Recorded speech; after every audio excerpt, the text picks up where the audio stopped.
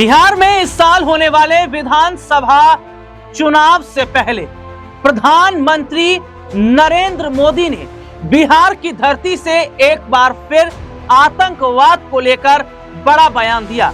एक बार फिर से उन्होंने आतंकवाद पर प्रहार किया, पाकिस्तान को दो टूक जवाब दिया और यह भी कहा कि पाकिस्तान को अब और ज्यादा सबक सिखाया जाएगा। दरअसल अपने दर्शकों को बताएं कि प्रधानमंत्री नरेंद्र मोदी ने बिहार में एक खास जगह को चुना और वो जगह विक्रमगंज से प्रधानमंत्री नरेंद्र मोदी ने एक के बाद एक प्रधानमंत्री मोदी ने पाकिस्तान को तो खुलकर यहां से चेतावनी भी दी और उसको ये भी कहा कि अगर वो दोबारा हिमाकत करेगा भारत के अंदर गलत करने का, भारत के अंदर दहशत फैलाने का, तो ऑपरेशन सिंदूर वो याद रखे। और जैसा कि मैं पहले भी जिक्र कर रहा था कि अगर बिहार की जो रैली होगी पीएम मोदी की, उसमें वो जरूर ऑपरेशन सिंदूर का जिक्र करेंगे और उन्होंने किया भी है। तो ऑपरेशन सिंदूर को लेकर प्रधानमंत्री नरेंद्र मोदी क्या कह रहे हैं, ये जरा रिपोर्ट आप देखिए। साथियों, सासाराम की इस धरती के तो नाम में भी राम है। सासाराम, सासाराम के लोग जानते हैं भगवान राम और उनके कुल की रीति क्या थी। प्राण जाए पर वचन न जाई, यानी जो वचन एक बार दे दिया वो पूरा होकर के ही रहता है। प्रभु श्री राम की ये रीति अब नए भारत की नीति बन गई है। अभी पहलगाम में जम्मू कश्मीर में आतंकी हमला हुआ था। हमारे कितने निर्दोष नागरिक मारे गए। इस जघन्य आतंकी हमले के बाद एक दिन के बाद मैं बिहार आया था और मैंने बिहार की धरती से देश को वादा किया था, वचन दिया था, बिहार की धरती पर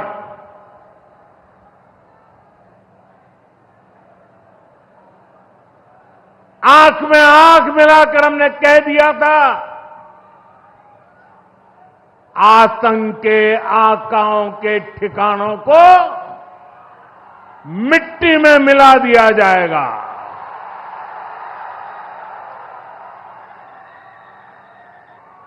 बिहार की धरती पर मैंने कहा था, उन्हें कल्पना से भी बड़ी सजा होगी। आज जब मैं बिहार आया हूं तो अपने वचन पूरा करने के बाद आया हूं। जिन लोगों ने पाकिस्तान में बैठकर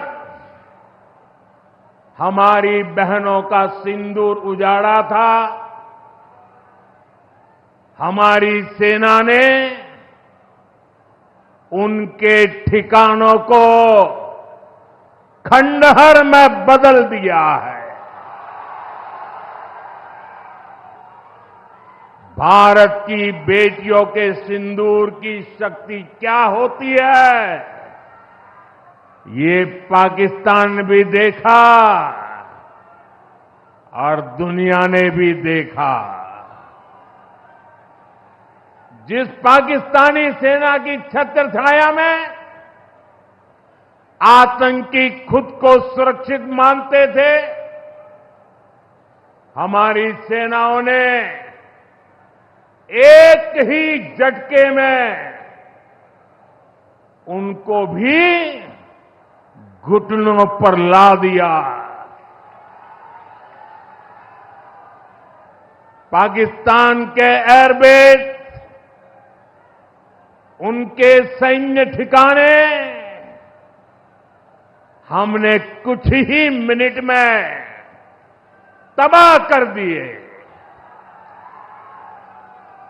ये नया भारत है, ये नए भारत की ताकत है। बिहार के मेरे प्यारे भाइयों बहनों, ये हमारा बिहार वीर कंवर सिंह जी की धरती है।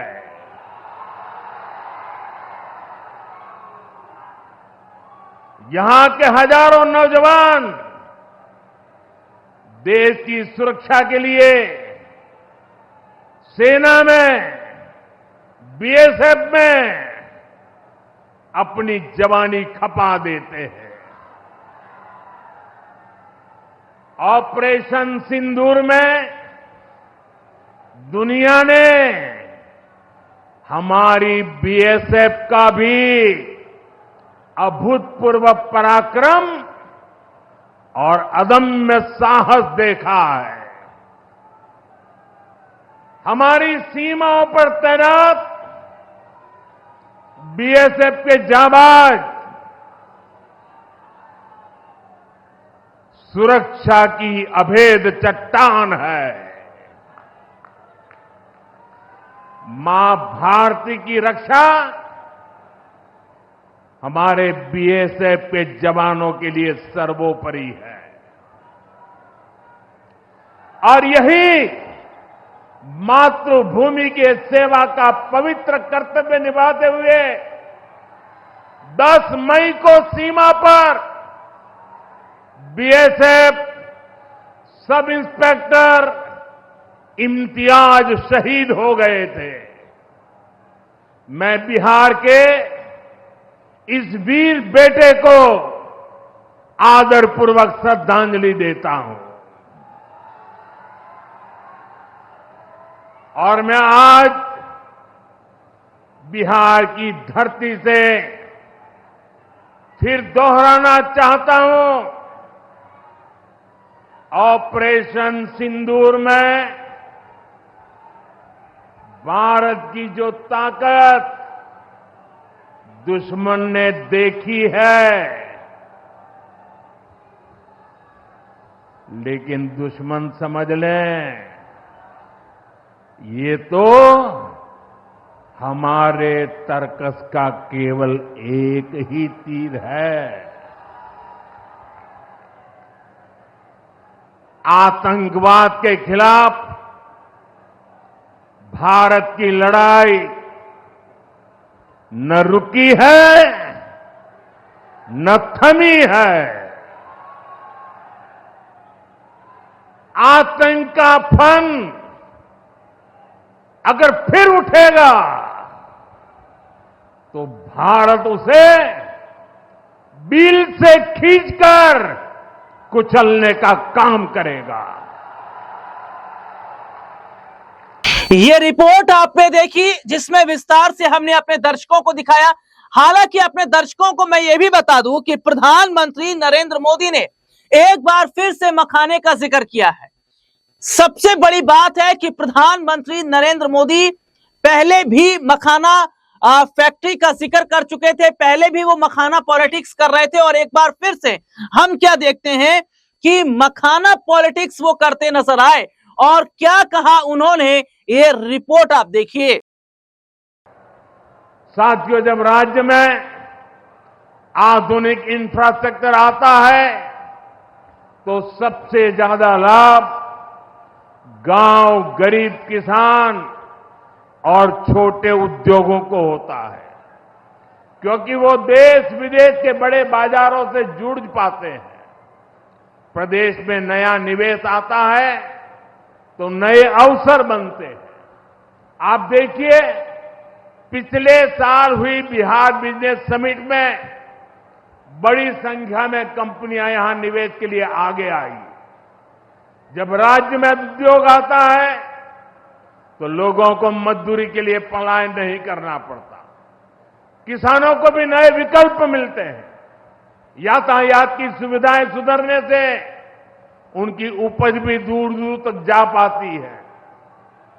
भाइयों बहनों, हमारी सरकार बिहार के किसानों की आय बढ़ाने के लिए लगातार काम कर रही है। यहां 75 लाख से ज्यादा किसानों को पीएम किसान सम्मान निधि के तहत आर्थिक सहायता मिल रही है। हमारी सरकार ने मखाना बोर्ड की घोषणा की है। हमने बिहार के मखाना को जीआई टैग दिया। इससे मखाना किसानों को बहुत लाभ हुआ है। इस साल के बजट में हमने बिहार में फूड प्रोसेसिंग के लिए नेशनल इंस्टीट्यूट का भी ऐलान किया है। अभी 2-3 महीने पहले ही कैबिनेट ने 2-3 दिन पहले ही कैबिनेट ने खरीफ के मौसम के उसके लिए धान समेत 14 फसलों की एमएसपी को बढ़ाने को मंजूरी दी है। इससे किसानों को अपनी फसलों का बेहतर दाम और आमदनी भी बढ़ेगी। तो क्या प्रधानमंत्री नरेंद्र मोदी बिहार की जनता को अपनी तरफ करने के लिए पूरी ताकत लगा चुके हैं और लगा भी रहे हैं? क्योंकि जो रैली उन्होंने विक्रमगंज में की है उससे साफ तौर पर पता चलता है कि प्रधानमंत्री नरेंद्र मोदी एक तीर से कई निशाने साध रहे हैं। जहां वो ये बता रहे हैं कि हमारी सरकार में, यानी कि मोदी की सरकार में जो ऑपरेशन सिंदूर चलाया गया, उस ऑपरेशन सिंदूर की सफलता को आप देख लीजिए। आज पाकिस्तान पाई पाई के लिए मोहताज है। आज पाकिस्तान की कमर टूट गई है। भारत से पंगा लेकर हमने कैसे पाकिस्तान को धूल चटाई, और जो ऑपरेशन सिंदूर चलाया गया, इसकी सफलता यात्रा का अगर मैं जिक्र करूं तो इसकी सफलता यात्रा को ध्यान में रख के, देखिए तिरंगा यात्रा निकाली गई, इसकी सफलता को ध्यान में रख के तिरंगा यात्रा भी निकाली गई थी। तो एक सवाल ये खड़ा हो जा रहा है कि क्या प्रधानमंत्री नरेंद्र मोदी ऑपरेशन सिंदूर के जरिए बिहार की पॉलिटिक्स को साधने की कोशिश कर रहे हैं या करते नजर भी आए हैं? इसका क्या फायदा बिहार चुनाव में मिलेगा, यह पहला सवाल। और दूसरा सवाल है कि क्या बिहार की जनता इस बार किसी पर सबसे ज्यादा भरोसा कर रही है, तो क्या वो प्रधानमंत्री मोदी जी हैं? और क्या बिहार का विधानसभा चुनाव प्रधानमंत्री मोदी के चेहरे पर लड़ा जा रहा है? क्योंकि बिहार में चारों तरफ एक ही नाम की चर्चा हो रही है और चारों तरफ एक ही नाम गूंज रहा है, वो है प्रधानमंत्री नरेंद्र मोदी का। जहां प्रधानमंत्री नरेंद्र मोदी मंच से एक साथ कई बड़े मुद्दों पर बात करते तो नजर आए हैं, लेकिन यहां पर हम यह भी देखते हैं कि जो बिहार के मुख्यमंत्री हैं नीतीश कुमार, आखिरकार नीतीश को क्या हो गया है? नीतीश ने मंच से जो बात कही, और वो भी प्रधानमंत्री मोदी के सामने, यह कहा जाए कि क्या वाकई उन्हें राजनीति से संन्यास ले लेना चाहिए। क्योंकि नीतीश कुमार का जो वीडियो वायरल हुआ उसमें यह देखा गया कि उन्होंने प्रधानमंत्री मोदी के सामने अटल बिहारी वाजपेयी जी का जिक्र किया। हालांकि बाद में वो माफी भी मांगते नजर आए। इससे एक दिन कुछ समय पहले एक वीडियो वायरल हुआ, एक आईएएस अधिकारी के सर पर गमला रखते नजर आए। इससे कुछ दिन पहले वीडियो वायरल हुआ जिसमें राष्ट्रीय गान बज रहा था और नीतीश कुमार क्या थे, वहां पर हंसी ठिठोली कर रहे थे। तो यह बताता है कि क्या नीतीश कुमार वाकई कहीं ना कहीं उम्र के तकाजे पर आकर खड़े हो गए हैं, और क्या नीतीश को इस तरीके से अगर कहा जाए, या नीतीश इस तरीके से पजल हो गए हैं कि उन्हें नहीं पता चल रहा कि करना क्या है और कहना क्या है। नीतीश कुमार का एक और जो वीडियो वायरल हुआ है जिसमें वो सीधे तौर पर पीएम मोदी के सामने अटल जी का जिक्र करते हैं, बाद में माफी भी मांगते हैं, कहते हैं कि अटल जी ने भी तो काम किया था। ये जरा रिपोर्ट आप देखिए। श्रद्धेय माननीय प्रधानमंत्री श्री अटल बिहारी जी ने, सॉरी, नरेंद्र मोदी जी ने अटल बिहारी वाजपेयी तो पहले काम किए थे, तो अभी जो आदरणीय नरेंद्र मोदी जी भी आपके लिए इतना काम कर रहे हैं, तो एक बार खड़ा होकर के इनका अभिनंदन करिए। सब खड़ा होइए, खड़ा हो सब, अरे सब खड़ा होकर के इनको प्रणाम करो। ये रिपोर्ट आपने देखी है जिसमें विस्तार से हमने अपने दर्शकों को दिखाया। हालांकि अब आने वाले समय में यही देखा जा रहा है कि अगर सरकार एनडीए की बनती है तो नीतीश को सीएम नहीं रखा जाएगा, और शायद क्या ये फैसला सही भी है, क्योंकि बिहार के मुख्यमंत्री नीतीश कुमार क्या वाकई दिमागी रूप से कमजोर होते चले जा रहे हैं? क्या स्वास्थ्य उनका लगातार गिर रहा है? क्योंकि इसके जीते जागते जो उदाहरण देखने को मिले हैं वो ये जाहिर तौर पर बताता है कि अगर नीतीश कुमार के चेहरे पर बिहार का चुनाव लड़ा जा रहा होता तो शायद बिहार के अंदर आज विपक्ष की तूती और ज्यादा बोलती, आज विपक्ष और ज्यादा हावी हो जाता। और यही वजह है कि बिहार का चुनाव अगर किसी के चेहरे पर लड़ा जा रहा है तो वो देश के प्रधानमंत्री नरेंद्र मोदी हैं। और भले ही नीतीश उनके साथ नजर आते हैं, लेकिन जो सबसे बड़ा रोल है वो प्रधानमंत्री मोदी जी का है। अब देखना यही होगा कि नीतीश कुमार के जो वायरल वीडियो देखने को मिले हैं और नीतीश जो गलतियां कर रहे हैं उसको देखने के बाद क्या बीजेपी उन्हें दोबारा मौका देगी सीएम बनने का। और हालांकि यह भी देखा जा रहा है कि अगर नीतीश को सीएम कुर्सी नहीं मिलती है तो नीतीश क्या आरजेडी की तरफ जाते नजर आएंगे। आज के इस प्रोग्राम में इतना ही। फिलहाल आपसे दोबारा मुलाकात होगी, तब तक के लिए इजाजत दीजिए। नमस्कार।